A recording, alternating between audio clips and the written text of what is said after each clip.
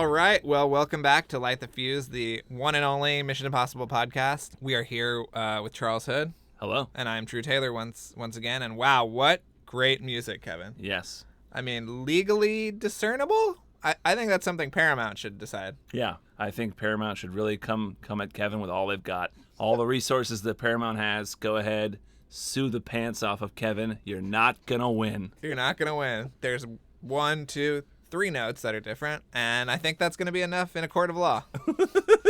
So today we're slowing things down today. We are going to talk about the first 3 episodes of the Mission Impossible television series. Yeah, the old original show from the 60s. 66, right? Mm-hmm. Yeah. Yeah, we just wanted to take a little break from the movies, talk about the show, and you've never seen the show before, right? I had only seen, sporadically on television, bits and pieces, but I never sat down and watched it. And so this was a new experience for me. Charles, we'd heard the story of him going to New York as a child, as a homely little weirdo. being ignored by his father. Yeah, your father would not have any interest in you, so you had to go to the Paley Center in New York. Well, I think in New York it was just called the Museum of Television and Radio. Okay. Yeah, I think out here it's the Paley Center. And anyway, you would just watch them and mourn the loss of your father. I mean, he's still alive. He's still alive, but he wasn't in your life. So, would you talk to him about them episodes afterwards? I think it was like I would talk at him. Right. He wouldn't really engage much. Right. It would be like a lot of while he's reading the newspaper. So let's get into it. So yeah, we watched the first 3 episodes. Yep. All the episodes start with the lighting of the match. Yes. And then the lighting of the fuse, which is sort of the fuse is kind of a graphic, not really an actual fuse like it is in some of the movie title sequences. Right. But supposedly this is creator Bruce Geller's hand. Oh, I didn't know that. So the creator of the TV show, it's his hand lighting the match. Wow. Which I thought was kind of fun. And then, of course, there's the title sequence of quick shots from that episode. Yeah. Which is one of my favorite things about the show. Well, I like the kind of double title card, too, because after he puts down the dossier, it like types out Mission and then the stamp Mission Impossible. Yeah, types out Mission, stamps Impossible. Yeah. Right. And I also really love the first movie kind of did that, right? I think. Yeah. I also love that when they put Martin Landau's file down, it says guest starring Martin Landau. Yes. Like it's like his spy headshot or whatever. Which was like at first he was only going to be a guest star, I think, because he was still pursuing his movie career. Right. And or not pursuing, he was a successful movie career, and he was married to Barbara Bain, who is a regular on the show. Right. They figured he would just do guest spots every once in a while, but they then ended up wanting him on the show every episode. So I think the first maybe even 2 seasons it's a guest starring contract, and then they finally made him a regular for the last season he was on. Do you think he probably had like dental though still and stuff like that? I think probably. Yeah. Okay. Yeah. So but the other thing about the title sequence too, I just wanted to say quickly, is obviously Lalo Schifrin's music is just so striking and amazing, just like Kevin's legally different music theme that he made for us for our Light the Fuse podcast. Yeah, I mean, Kevin, good job. So you want to talk about the pilot? So the pilot involves them going to like some fictional South American country. What do they call it? Like it's like the name of the country. Like they have to make up fake names. And it involves a lot of Martin Landau impersonating a dictator in questionable brown face makeup.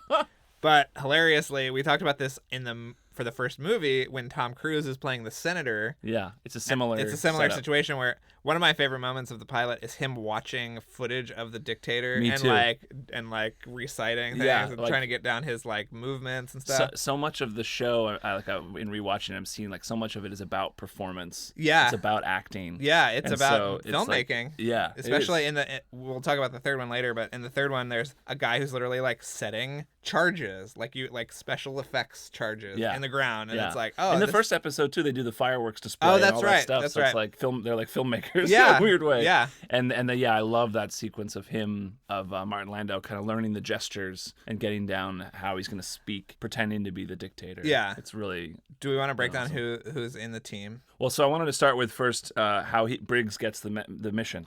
Oh, so, So it's Dan Briggs for the first season. It's not Jim Phelps yet. In the first episode, he gets the mission from a record store, which is kind of shades of Rogue Nation. Yes. Which I thought was kind of cool. Yeah. In Rogue Nation, Ethan Hunt gets his mission through a record store, and it felt like. Did you also notice an homage to the pilot? I think. And the phrasing is different. It's yes. Your mission should you decide to accept it, right? Yeah, and then Yeah, there's a couple of different things. And there's also, okay, there's the same, if you or any member of your armed force be caught or killed, the Secretary will disavow any knowledge of your actions. But then there's the, as usual, this recording will decompose 1 minute after the breaking of the seal. So they haven't said the self-destruct. They haven't said it in the first 3 episodes. And in the third episode, it said, please destroy this. Yeah. And he opens up a, like, trash chute or something. Yeah, in the third episode, it's please destroy this recording by the usual method. Right. Which is a one that they bring that phrase back a few times. Yeah. So and they bring decompose back a few times. So we'll track and see which episode finally they bring in the classic. Yeah, because everyone says choose when it's decide. Right. Yeah. Which was interesting to me. But Briggs is sort of the Ethan Hunt, for lack of a better word. Right. He's sort of the jack of all trades, handsome guy. And I wanted to bring up the guy in the recording says he hopes it's welcome back, Dan. So I gotta wonder, what's Dan been up to? Or has he been rejecting missions a bunch recently? Oh, yeah. Which also I feel like would be an interesting episode if you just watch Dan Briggs walk to different strange locations and getting missions, and he just keeps rejecting them. Yeah. Because he chooses not to accept them. Yeah, I wonder. Why is it welcome back? Was he on vacation?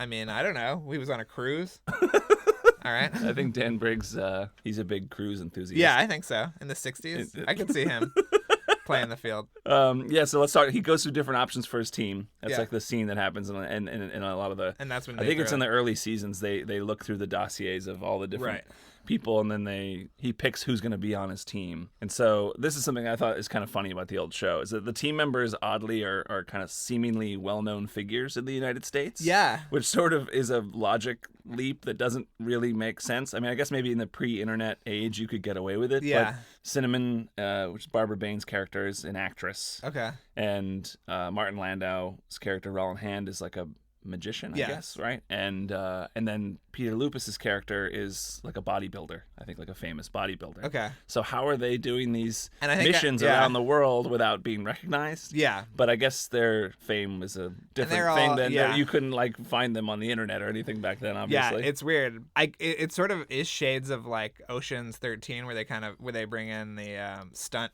guy. Yeah. That Don Cheadle ends up sort of mimicking. But yeah, it is weird that they would do that. Yeah. I kind of like it, but I also feel like that it would make their missions harder. Right, because someone might be like, "Hey, I recognize you." Especially Weren't you on a TV show? if Barbara Bain's like got her little pin up, her towel seductively placed. It's like, wouldn't they remember that from a movie or? Maybe they're just none of them are successful at that at all. Yeah, they're really bad. That's kind of funny. So they're not famous. Not famous. So they have to settle for working for the government. It's an more interesting idea if they took people from like behind the scenes, like you're the best pyrotechnician, or whatever. Right.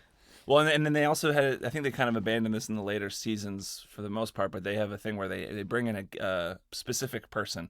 So in the first episode, the nerdy guy they bring in, and then in the later episode they bring, we'll get into that. But so then he gets all the team members together in his apartment and they run through everything. And I really like the way that scene was cut, where he says, "All right then," from the beginning, and that just hard cuts right into the mission. Yeah. So it's like he implies he's going to go start talking to him. Just felt sort of shades of those heist movies and Ocean's movies and all that kind of stuff. And they set it up and then everything goes wrong. Right. Which is typical. And I love, the whole, I've talked to you about this before, but the scheme of putting the little nerdy guy, smuggle him into the safe secretly, and then his hands get injured, which complicates the mission. That whole thread is completely reused, or maybe it's an homage or whatever, in the first Ocean's 11 movie that Steven Soderbergh did, where they put the Asian stunt guy in they smuggle him into the safe. He injures his hands. It's kind of the same. I feel like they must have been Mission Impossible fans. Yeah. I thought the team was pretty ethnically diverse, especially for 66. Yeah. Although I love Barney. He's one of my except favorite. that he's always like relegated to like he's like behind the scenes or like in a tunnel. I mean, Luther. He's sort of the Luther. Yeah. I mean, like Luther kind of is the tech guy who doesn't really get to go out and wear masks or anything. Right. But he's like never like the guy. He's never out front. Yeah. Of the mission. He gets to do more. I mean, the third episode he comes out and gets to do a performance, and that's kind of fun. Yeah. I like that scene. Lupus is just huge. He's like a mountain of a man. Yeah. I mean, and he's carrying those giant suitcases. They look a lot alike is the only thing. I think that maybe they're just because they're kind of just like standard 60s white guys, and they all have the same haircut. Yeah, they all have the same haircut. We have to talk about haircuts. And they're all wearing black ties. Right, yeah. Every single government person. squares. Yeah. But even at that time, I think everybody was just dressed nicer, and I like the case, the code to unlock the case that has the bomb. Yeah. I don't want to spoil it for anybody who wants to watch the show. Very cool. But the code for how to open that case is awesome. Yeah, I thought it was a really clever thing. And just the editing in general in the show is really, really strong. Just in the climax, the whole all the fireworks. They do the fireworks as a distraction. And there's a part where I think it's Briggs who hits somebody, and he hits him, and it goes into the. Oh I love that. There's some really good editing flourishes. It's really cool. And I think Cinnamon always has some of the best moments. Barbara Bain, she's sort of like she's kind of a femme fatale that they use. Yeah, she doesn't have a lot to do in the show. No, but I think as it goes more, she later in the season she will, and in the other episodes she ends up being kind of unfortunately sort of like the female distraction a lot of the time. But she's smart and has some of the best lines. I think I mean that whole part where she distracts them in her towel, and then. After the bad guys leave, he's like gorgeous performance, and she had to change quickly in the other room in front of the guys who were tied up, and she says, "You should have seen it from those seats." Yeah, like that's a fun line. That was a pretty sexy moment. Yeah. Too. Does the show ever, since you've seen more, does it ever get more kind of political? So because we're at 66, it's always fake countries and things. But do they use it to kind of comment on? I mean, it's like as much as they do in the first episode, I would say. Okay. It's really more just fun. They'll talk about a dictator that they're going to take down or whatever, stuff like that. But it's not. And interesting, the later seasons, to save money, they stopped. And I think also maybe to avoid the political side of things, they made it's only domestic in the late seasons. Interesting. They go after the mob pretty much. Okay. And that's also like the Syndicate. Right. Which is recalled in Rogue Nation. Yeah. They go after the Syndicate in the old show, and then that was sort of interesting. Yeah. Because it is you think about, this was Vietnam era. I mean, Vietnam was first getting into it now. Yeah. There are some kind of interesting allusions to like American meddling in foreign countries, but maybe this was sort of the cathartic, like, America can do good things abroad kind of scenario. Yeah. If everything else on television was news coverage of the war, this must have been sort of fun, frothy stuff. Yeah. The makeup for the pilot episode was done by the great John Chambers, who did the original Planet of the Apes. He's a very famous makeup artist, and so those the very first masks that we saw, there's a Dan Briggs mask which looked really great in that pilot episode, was John Chambers. Just wanted to throw that out there, and I think people were really wondering. They were wondering. Yeah. So we're gonna go to number 2. Should we go to episode 2? What's it called? It's called Memory. So they have a guest star. Again, they bring in a specialty guy who his ability, he can memorize things. Yeah. He can look at a piece of paper and memorize he can memorize the page of the phone book, every last word. That's kind of a fun character to bring in. This time Briggs gets the mission on a card from a photographer. So oddly, it's a rare episode where there's no recording. It's just just like a photographer on the street kind of stops him, and he's like, he gives him this card. I like that idea of like performative like mission stuff, where I wish they would do that.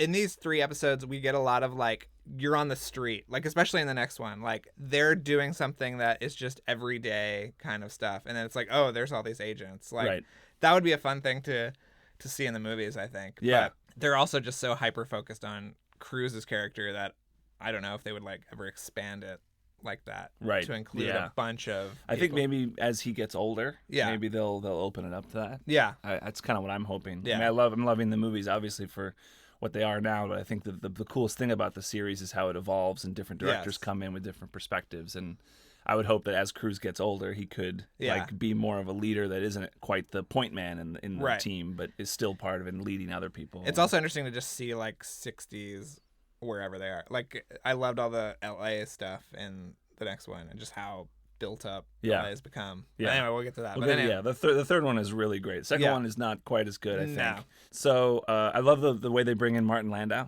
Yeah. It's like sort of a surprise in the middle of the episode. They kind of they're making a fake film that's just to trick the guards, and they just show the back of his head and you think he's the prisoner, but then he turns around and you realize, oh, they're making this movie, which again is like more filmmaking. And I just thought that was really cool the way I just love Martin Landau, and it's awesome the way they bring him into the episode. And again, Cinnamon has a fun, like, femme fatale like moment where she saves the day there, and she has a great line where, you know, she distracts I think it's security guards or cops or whoever come in while they're making this movie. And then she says, you waited 2 buttons longer than you had to, you know, and she was like, she was unbuttoning, and then they had to stop them and get them away. It's kind of fun. And then, so yeah, that's the second one. What also struck me is how kind of like singular, like there's a lot of things going on in these episodes, but they really take their time with the subplots and things. It's not like Game of Thrones or Westworld where you're cutting between 5 storylines at once. They really let these things breathe, and it's an interesting pace and cadence, especially compared with what we're all watching now. Yeah, and I think at the time it was really revolutionary for having these really long silent sequences or long sequences that are really just driven by Lalo Schifrin's amazing score. Yeah. Oh, can we talk about the plot? Oh, the cue. Yeah, so Lalo Schifrin, there's a secondary theme in the Mission Impossible show called The Plot. And you just realized when you were watching it, you texted me and you were like, "Oh my God, this piece of music!" Because we should keep an eye out. I know Elfman uses it in the first Mission Impossible movie, and I know Joe Kramer did it in the 5th one, and it's I'm pretty sure Giacchino did it in 4. Yeah, I don't know if it's in 3. I don't know if it's in 3. Yeah, but as a secondary theme, it's more like drum. It's pretty heavy drum. Sort of they're like putting together. We can't. We don't want to get sued, so we can't. We can't record for you. Could you want to do like Kevin? You want to do that? Maybe we'll get Kevin another mission so he can make us a secondary theme. Could you do that? Yeah. If you decide to accept it. But I love that piece of music. It's so good, and it's cool to hear it I love it when they bring it into the movie too. Yeah. You know, when they bring in that theme. So the 3rd episode, this is seen as a classic? This is, thought of as one of the best episodes, I think, on a lot of when people make top 10 lists, this one's usually on it. And, I think this episode's phenomenal. And this one, again, is there's a dictator. Is he South American? We don't know. I don't know. It's always made up. But they sort of capture him, and they do this whole elaborate ruse. This guy's an agent. He's an agent for some kind, and he's in L.A. There's a bomb threat. They suspect he's gonna bomb Los Angeles, and they don't know how. He's gonna some kind of attack. Yes, and they need to trick him into giving them the information so that they can stop this bomb before it happens. Which kind of has shades of Face Off a little bit too. Yeah, that's true. You know. Yeah. But so they basically capture this guy and put on this elaborate ruse to convince him that he's somewhere else, and it's 3 years in the future. Yes. Like they hit him with a car. Yeah. On purpose, and then make him think that he has some kind of amnesia, and that it's 3 years later, and he's on trial for treason in his own home country. Right. And he's going to be put to death, and he has to prove that he did not commit treason. So so they're trying to trick him into telling them, hey, 3 years ago, I bombed Los Angeles, and this is how I did it. Yeah. And that's how they're going to get the information. It's great. Just like it's very elaborate. Yes. And that like in this one, he brings in, when he's going through the dossiers, he's figuring out who he's going to bring in. He brings in the Horizon repertory players as part of the team this time, because it's like this one is so elaborate that they have all these extras basically. You know, they have it's not just the team of 3 or 4 people in this one. They have to have a whole. It's almost like it's a whole jail complex. Yes. You know, so they have all these actors pretending to be a jury and a judge and in the building, courtroom and building the gallows. Yeah, and so it's a really elaborate. It's so cool. Can we talk about that? This and the first episode had live mice as part of the gag. That's right. I wonder if there's an animal guy. That's true. That's like that'll be the guy. Or the IMF just has like a little a mouse, a mice like a little mouse farm. Yeah. That they have. You can tell it's always the same. It seems to be the same mouse in both. They should have a dossier for the mouse. Yeah. we got to bring in. We got to bring in. But that's how they convinced him that it was really bad. There was one mouse on the Yeah. But I also want to say in episode 3, just because we should track this, Briggs goes into a parked car this time, and that's how he gets the mission. Yes. The recording's in the glove box. So he parks his car, gets out, and gets into this car that's parked, and he just pulls out the recording. I have no idea what that tape is, too. It looks so bizarre. What is the format? Yeah. I don't know. And then he tracks something. And then he throws it in the fire afterwards. Yeah. That's the one where they tell him to destroy it. Destroy this recording by the usual method. Yeah. I love also when so the guy's name is Rogosh, and the title of the episode is Operation Rogosh, which highly recommend. When Rogosh gets put in jail, when he first wakes up, the way they shot the angles of him in the jail, the really wide angle lenses, like really I was gonna low, say that. and just all like the it's really claustrophobic, and just really striking the way but they very, shoot that very sequence. like gothic too. It was almost like the Count of Monte Cristo or something, like with the chain on the wall and him trying to get out. And they don't really let you in on what's happening. Yeah. So you're kind of discovering it with him. Yeah. So it's really well written, and the like just there's almost no dialogue. Yeah. For the like a long stretch after he gets captured, you don't really know what the plan is, and you see it from his eyes. Right. And it's just him looking around trying to figure out stuff, and it's bold stuff. And one of the ways they show him age is he looks in the mirror and he's gotten grayer. So I wonder who applied the who did dye. the makeup. Yeah. Yeah. Probably Roland Hand. Yeah, probably Martin Landau, because he usually does his own makeup and stuff. The way that he finds out that it's fake is also like the greatest thing in the world. Oh yeah. Should we talk about it? Oh yeah. We shouldn't spoil it, but it is just It's perfect. I wanted to say because I have it written down and I want to say what it is, but I don't want to spoil it because it's so good that moment when he figures out. Yeah. And just the suspense of all. But he's already given it up. The whole climax and the guy. They're also like the bad guys get wind of him. That he might tell them. Yeah. So the bad guys are also like from the outside. They've sort of seen, that's right. Like there's some kind of trick. What's going on here? We need to kill him. So the bad guys are also trying to kill Rogosh while this is all happening, which is just it's a really. What's interesting too is that the episode. agents are playing different characters within the same scenario. Like right. they're on the street at the beginning. They're like guards later. It's really interesting that they get to flex those muscles. Yeah, and they have the fake radio broadcast. Yeah, they do like all this stuff. It's really great. Cool. But that episode is great. Yeah, and I think it's a great. I would actually argue that would be a great like entry point for someone. For someone to watch. Yeah. Start with that one. Yeah. Watch it. And it's the thing that I said I loved so much about the second movie. Mm-hmm. There's that one sequence in the middle with Brendan Gleeson where they trick him into thinking that he's got the disease. Yeah. That to me is it's shades of this episode. Right. I think, that's like when Mission Impossible is at its best. When you do really cool, they're like basically con artists. It's like they sort of con artists that do these heists and things and that kind of clever stuff's always my favorite over. I mean, I love the action sequences too, but just to me, my favorite things are when they're doing. They're like elaborate, deceiving. Yeah, the deception is really the best. That's like the very beginning of the first one too, with like the fake wall, and they're all that. I mean, that's literally a set. It's like the whole thing it's like about filmmaking. Yeah. in a cool way. Yeah, and about acting. Like even in episode 2, there's a part when they bring in Martin Landau and he films the little recording to help them out, and Briggs says to him afterwards, "Oh, you're my favorite actor." Right. Like it's fun. Can we talk about cigarettes? How many cigarettes are in these episodes? I mean, I wonder if they were like sponsored by. Right. What was the brand? Well, the brand is a like European brand or something, and the third one to help him convince him that he's there, right? Because he pulls it out of his pocket, and it's also the money. But Landau does a cool thing in the first episode where he makes his cigarette disappear when he's doing his lines, and he like flicks it and it goes away. Right. When he's got the projection of the dictator on the wall. So anyway, I don't know.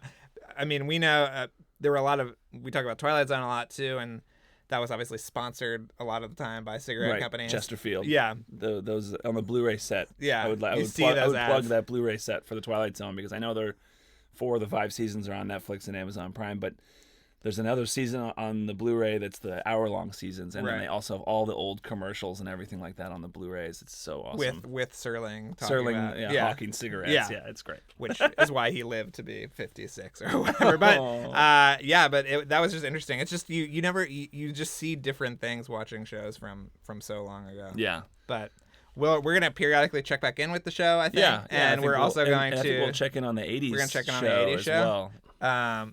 And then I think that's it for this episode of Light the Fuse. Yeah. So we appreciate you for choosing this mission, and well, we hope you choose. You choose it, and we look forward to Kevin's new plot-like music next week. Yep. Kevin, get on it. Kevin, Paramount, email us, and we'll give you his address. So you can sue him. Yeah. Thank you. Goodbye. Thanks again for listening, everyone. And before we go, another mission, should you choose to accept it. Please rate, review, and subscribe to the podcast on iTunes. And remember that you can follow us on Twitter and Instagram at LightTheFusePod and email us questions or comments at lightthefusepodcasts@gmail.com. If you'd like to watch the original Mission Impossible television show, all 7 seasons are currently available to stream on Amazon Prime. This message will self-destruct in 5 seconds.